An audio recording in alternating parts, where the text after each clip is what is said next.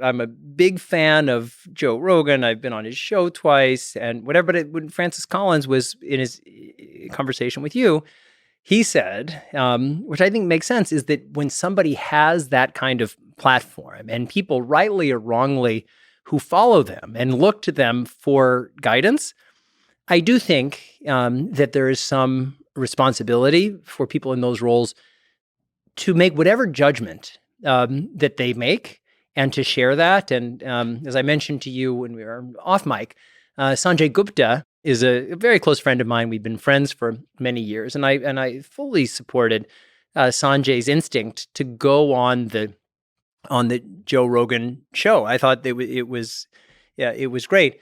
At the end of that whole conversation, Joe said, "Well, I'm just a comedian. What do I know?" And I just felt that, yes, Joe Rogan is a comedian. I wouldn't say just a comedian, among other things. But I also felt that he had a responsibility for just saying whatever he believed, even if he believed or believes, as I think is the case, that ivermectin should be studied more, which I certainly agree, and that healthy people shouldn't get vaccinated, healthy young people, which I don't agree. I just felt at the end of that conversation to say, well, I'm just a comedian. What do I know?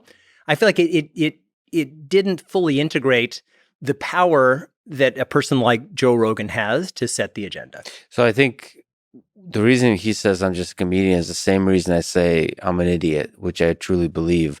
I could explain exactly what I mean by that, but like it's more for him, or in this case for me, to just keep yourself humble. Because I think it's a slippery slope when you think you have a responsibility to then think you actually have an authority, because a lot of people listen to you. You think you have an authority to actually like speak to those people, and you have enough authority to know what the hell you're talking about.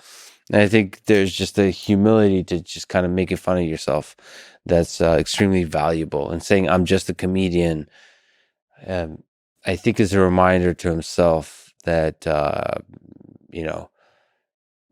he's often full of shit. So are all of us. And so that's a really powerful way for himself to keep himself humble. I mean, I think that's really useful to, in some kind of way, for people in general to, make fun of themselves a little bit in whatever way that means. And saying I'm just a comedian is just one way to do that. Now that couple that with the responsibility of doing the research and really having an open mind and all those kinds of stuff. I think that's something that Joe does really well on a lot of topics, but he can't do that on everything. And so that it's up to the people to decide how well he does it on certain topics and not others. But how do you think Sanjay did in that conversation? So I know I'm going to get myself into trouble here because Sanjay is a very close friend. Joe, my personal interaction with him has been our 2 interviews, but it's like my interview with now. You sit down with somebody for 4 hours. It's a lot and great, and then private communication. So I am personally more sympathetic to the arguments that Sanjay was making or trying to make. I believe that the threat of the virus is greater than the threat of the vaccine. That doesn't mean that we can guarantee 100% safety for the vaccine, but these are really well tolerated vaccines. And we know, for all the reasons we've been talking about, that this is a really scary virus. And particularly the mRNA vaccines, what they're basically doing is getting your body to replicate a tiny little piece of the virus, the spike protein, and then your body responds to that. And so that's a much less of an insult to your body than being infected by the virus. So I'm more sympathetic to the people who say, well, everybody should get vaccinated, but people who've already been infected, we should study whether they need to be vaccinated or not. Having said all of that, I felt that that Joe Rogan won the debate. I mean, it was, and the reason that I felt that he won the debate was they had 2 different categories of arguments. So Sanjay, what he was trying to do, which I totally respect, was saying there's so much animosity between the on these different sides. Let's lower the temperature. Let's model that we can have a respectful dialogue with each other where we can actually listen. And Sanjay, again, I've known him for many years. He's a very empathic, humble, just a all-around wonderful human being. And I really love him. And so he was making cases that were based on kind of averages, studies, and things like that. And Joe was saying, well, I know a guy whose sister's cousin had this experience. Mm-hmm. And I'm sure that it's all true in the sense that we have millions of people who are getting vaccinated and different things. And what Sanjay should have said was, I know that's anecdote. Here's another anecdote of like when Francis Collins was with you and he talked about the World Wrestling guy who was like 6'6" and a big muscly guy, and then he got COVID and he was anti-vaxxer, and then he got COVID and almost died, and he said, I'm gonna. By the way, I don't know if you know this part. No. Oh, this is funny. Joe's gonna listen to this. He's gonna be laughing. Does Joe listen like to the 4 hours of this in addition to the 3 hours of his interviews every day? No, not every day, but he listens to a lot of these, and we talk about it. We argue about it. Hi, Joe. So hey, Joe. We love you, Joe. But he, so that particular case, I don't know why Francis said what he said there, but that's not accurate. Oh, really? So the wrestler he didn't almost die. It was no big deal at all for him. And he said that to him. I'm not sure. I think something got mixed up in Francis's memory. There was another case. He must have been like, because I don't imagine he would bring that case up and just like make it up, because like why? Wow. But that was not at all, like that was a pretty public case. He had an interview with him. That wrestler, he was just fine. So that anecdotal case, I mean, Francis should not have done that. So if I have I have a bunch of criticism of how that went. People who criticize that interview, I feel like don't give enough respect to the full range of things that Francis Collins has done in his career. He's an incredible scientist, and I also think a really good human being. But yes, that conversation was flawed in many ways, and one of them was why, when you're trying to present some kind of criticize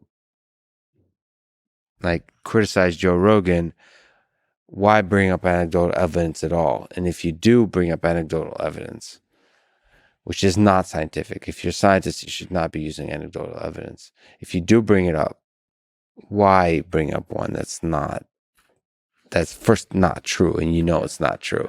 Well, so I remember. So I know to pretend. So you don't know it's not true. But so yes, that would have been find another case. Yeah, exactly. Exactly. So the basic thing, coming back to Sanjay and Joe's conversation, was that Sanjay was trying to use statistical evidence and Joe was using anecdotal evidence. And so I think that for Sanjay, and there are all kinds of things where there are debates where often the person who's better at debating wins the debate regardless of the topic. So I think what Sanjay could have done, and Sanjay's such a smart guy, is to say, well, that's an anecdote. Here's another anecdote, and there are lots of different anecdotes, and there certainly are people who have taken the vaccine and have had problems that could reasonably be traced to the vaccines. And there are lots of people, I would argue more people, who've not had the vaccine, but who've gotten COVID and have either died, or our hospitals are now full of people who weren't vaccinated. And in many ways, our emergency rooms are full of unvaccinated people here in the United States. So I think what Sanjay could have done, but there was a conflict between wanting to kind of win the debate and wanting to take the temperature down. And what he could have done is to say, well, here's an anecdote, I have a counter anecdote, and we can go on all day, but here's what the statistics show. And I think that was the thing. So I think it's a healthy conversation. There are a lot of people who are afraid of the vaccine. There are a lot of people who don't trust the scientific establishment, and lots of them have good reason. I mean, it's not just people think of like Trump Republicans. There are lots of people in the African American community who've had a historical terrible experience with the Tuskegee and all sorts of things. So they don't trust the messages that were being delivered. I live in New York City, and we had a piece in the New York Times where in the earliest days of the vaccines, there was this big movement. Let's make sure that the poorest people in the city have first access to the vaccines because they're the ones, they have higher density in their homes, they're relying on public transport.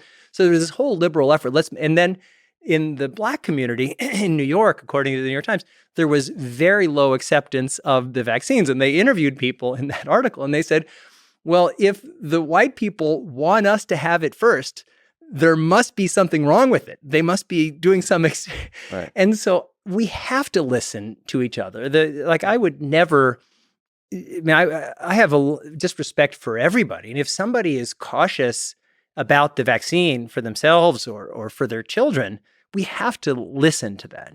At the same time, public health is about creating public health. And there's no doubt, I think Joe was absolutely right that older people, obese people are at greater risk for being harmed or killed by COVID-19 than young, healthy people. Mm-hmm. But by everybody getting vaccinated, we reduce the risk to everybody else. And so I feel like with everything, there's the individual benefit argument, and then there's the community argument. And I absolutely think— But expressing that clearly, that there's a difference between the individual health and freedoms and the community health and freedoms, and steel manning each side of this. So this is one of the problems that people don't do enough of, is be able to— so how do you steel man an argument?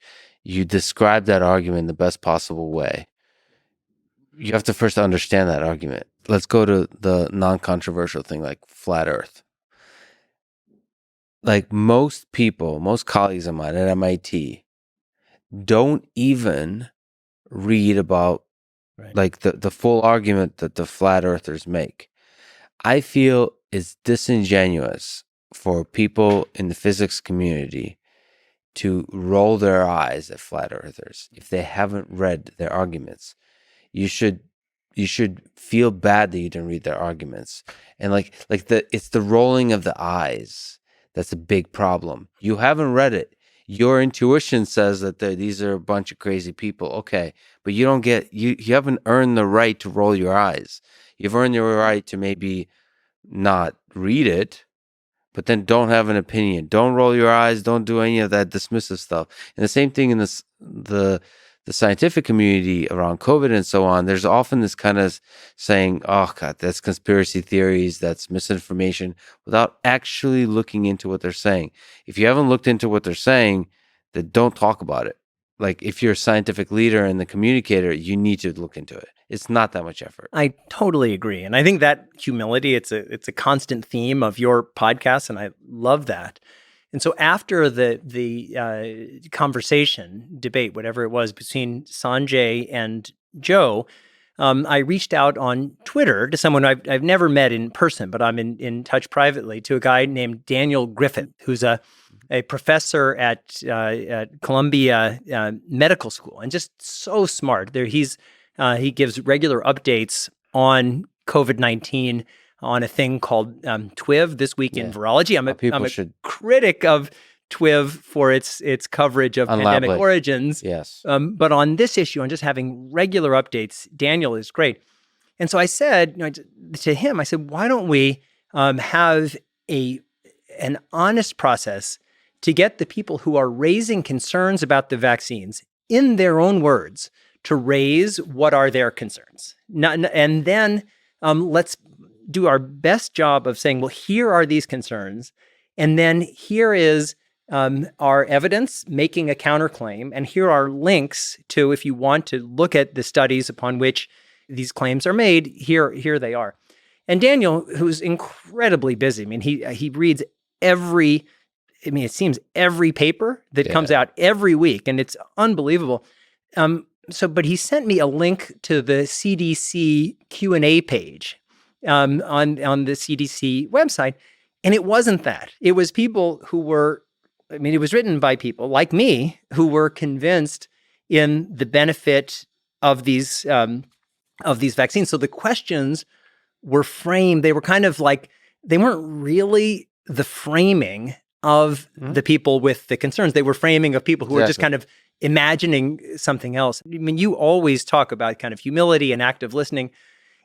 I know you don't mean, and it doesn't mean that we don't stand for something. Like I certainly am a strong proponent of vaccines and masks and all of those things. But if we don't hear the other people, if we don't let them hear their voice in the conversation, if it's just saying, well, you may think this and here's why it's wrong, the argument may be right. It'll just never break through. By the way, my interpretation of Joe and Sanjay, I listened to that conversation without looking at Twitter or the internet, and I thought that was a great conversation. And I thought Sanjay actually really succeeded at bringing the temperature down. To me, the goal was bringing the temperature down. I didn't even think of it as a debate. I was like, oh, cool. This isn't going to be some weird, it's like two friendly people talking. And then I look at the internet, and then the internet says, Joe Rogan slammed Sanjay, like as if it was a heated debate that Joe won. And it's like, all right, it's really the temperature being brought down. Real conversation between two humans. That wasn't really a debate. It was just a conversation. And that was a success. Yeah, I definitely think it was a success. But I also felt that a takeaway, and again, this isn't because this is something that I don't agree with, even though I have great, as I've said, respect for Joe. I think a reasonable person listening to that conversation would come away with the conclusion that all in all, these vaccines are a good thing. But if you're young and healthy, you probably don't need it. And I just felt that that there was a stronger case to be made, even though Sanjay made it. It wasn't that Sanjay didn't make it. It was just that in the flow of that conversation, I felt that the case for the vaccines, and the vaccines both as an individual choice, and certainly, again, as I said before, I think that while people can be afraid of the vaccines, the virus itself is much scarier, and we're seeing it now in real time with these variations and variants. I just felt that was kind of the rough takeaway from that conversation. And I felt that Sanjay, again, whom I love, I felt it could have made his case a little bit stronger. So the thing he succeeded is he didn't come off as like a science expert looking down at everybody, talking down to everybody. So he succeeded in that because which he's was very great. respectful. But I also think sort of making the case for taking the vaccine when you're a young, healthy person, when you're sitting across from Joe Rogan, is like a high difficulty on the video game level. For sure. So it's not it's difficult to do. Yeah, it's difficult to do, and also it's difficult to do because it's not as simple as like look at the data. There's a lot of data to go through here. Yeah, and there's also a lot of non-data stuff, like the fact that first of all, questioning the sources of the data, the quality of the data. Right.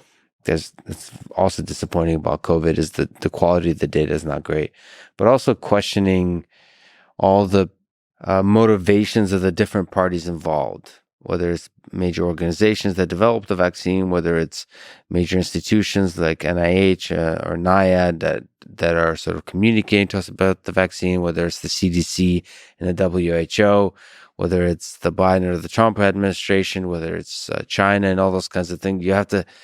That's part of the conversation here. I mean, vaccination is not just a public health tool. It's also a tool for a government to gain more control over the populace. Like, there's a lot of truth to that too. Things that have a lot of benefit can also be used as a Trojan horse to increase bureaucracy and control. But that has to be on the table for a conversation. Yeah, I think it has to be on the conversation. But I mean, your parents, when they were in the Soviet Union and here in the United States, and actually it was a big collaboration between U.S. and Soviet Union, when the polio vaccine came out, there were people all around the world who had a different life trajectory, no longer living in fear. And all of these people who were paralyzed or killed from polio, smallpox has been eradicated. It was one of the great successes in human history.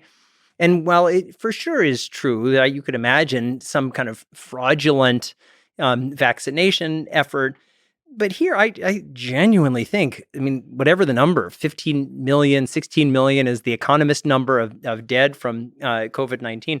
Many, many, many more people would be dead but for these vaccines. And so I get that any activity that needs to be coordinated by a central government has the potential to increase bureaucracy and increase control. But there are certain things that central governments do, like the development, particularly these mRNA vaccines, which it's purely a U.S. government victory. I mean, it was huge DARPA funding, and then the National Institute for Allergy and Infectious Disease, NIH funding. I mean, this was a public-private partnership throughout, and that we got a working vaccine in 11 months was a miracle. So it's not purely a victory. Again, you have to be open-minded. I'm with you here, playing a bit of devil's advocate. But the people who discuss antiviral drugs like ivermectin and other alternatives would say that the extreme focus on the vaccine distracted us from considering other possibilities, and saying that this is purely a success is distracting from the story that there could have been other solutions. So yes, it's a huge success that the vaccine was developed so quickly and surprisingly way more effective than it was hoped for. But there could have been other solutions, and they completely distracted from us from that. In fact, it distracted us from looking into a bunch of things like the lab leak. Yeah. And so it's not a pure victory. And, fair enough. And there's a lot of people that criticize the overreach of government in all of this. One of the things that makes the United States great is the individualism and the hesitancy to ideas of mandates. Even if the mandates en masse will have a positive, even strongly positive result, many Americans will still say no. Because in the long arc of history, saying no in that moment will actually lead to a better country and a better world. So that's a messed up aspect of America, but it's also a beautiful part. We're skeptical even about good things. I agree, and certainly we should all be cautious about government overreach. Absolutely. And it happens in all kinds of scenarios, with incarceration, with 1,000 things.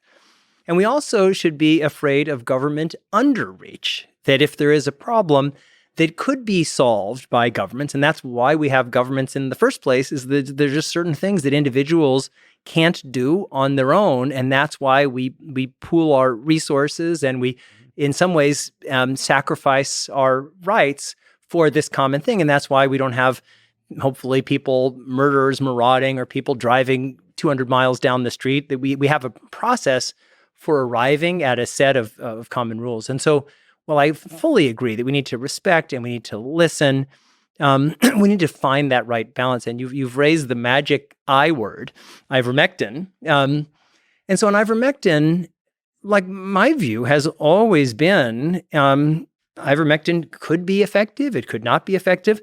Let's study it through a full process. And when you had Francis Collins with you, even while he was making up stories about this this wrestler, he was saying, exactly.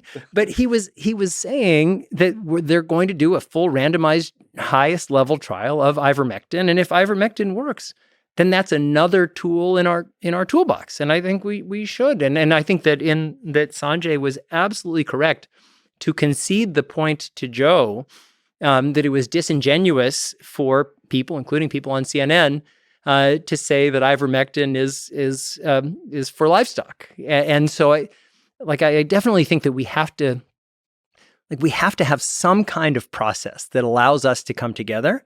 And I totally agree that the great strength of America is that we empower individuals. It's the history of our frontier mentality in our country. So I 100% agree that we have to allow that, even if sometimes it creates messy processes and uncomfortable feelings and all those sorts of things.